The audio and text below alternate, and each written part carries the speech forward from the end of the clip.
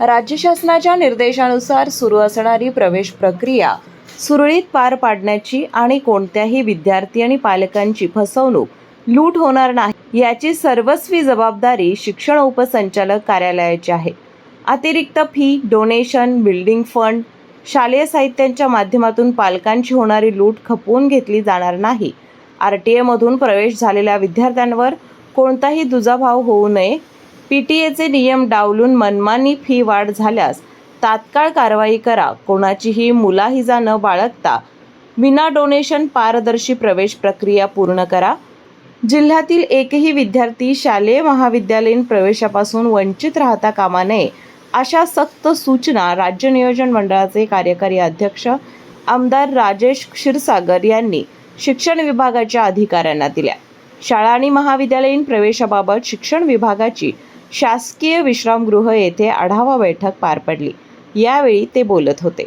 गेली तब्बल 20 वर्ष शिवसेनेच्या विद्यार्थी विंगच्या माध्यमातून संपूर्ण शिक्षण क्षेत्रातले अधिकारी, युवा सेनेचे सर्व पदाधिकारी यांच्यामध्ये एक संयुक्तिक बैठक घडवून दरवर्षी होत असलेल्या प्रवेश प्रक्रियेच्या अडचणी, विद्यार्थ्यांच्यावर होत असणारी काही जबरदस्ती फीच्या माध्यमातून असेल, साहित्य खरेदीच्या माध्यमातून असेल, बिल्डिंग फंडच्या माध्यमातून आर्थिक लूट असेल, या संदर्भात 20 वर्ष अशा पद्धतीची बैठक या ठिकाणी होते. आज प्राथमिक बैठक या ठिकाणी घेण्यात आली असून सुरू असलेल्या प्रवेश प्रक्रियेमध्ये यामध्ये कोणती गडबड जर आढळली असेल तर त्यावर तातडीने कारवाई करण्याचे आदेश या ठिकाणी दिलेले आहेत. आणि येणाऱ्या 8 जूनला या ठिकाणी संपूर्ण संस्था चालकांची एक व्यापक बैठक घेऊन कोल्हापूर शहरातील कुठलाही विद्यार्थी प्रवेश प्रक्रियेपासून वंचित राहता कामा नये अशा पद्धतीच्या सूचना दिलेल्या असून कोणत्याही परिस्थितीमध्ये कुठल्याही शिक्षण सम्राटांचा मुलाहिजा न ठेवता जर चुकीच्या पद्धतीने कोण काम करत असेल तर त्यांच्यावर कारवाई करण्याचे आदेश दिलेले आहेत.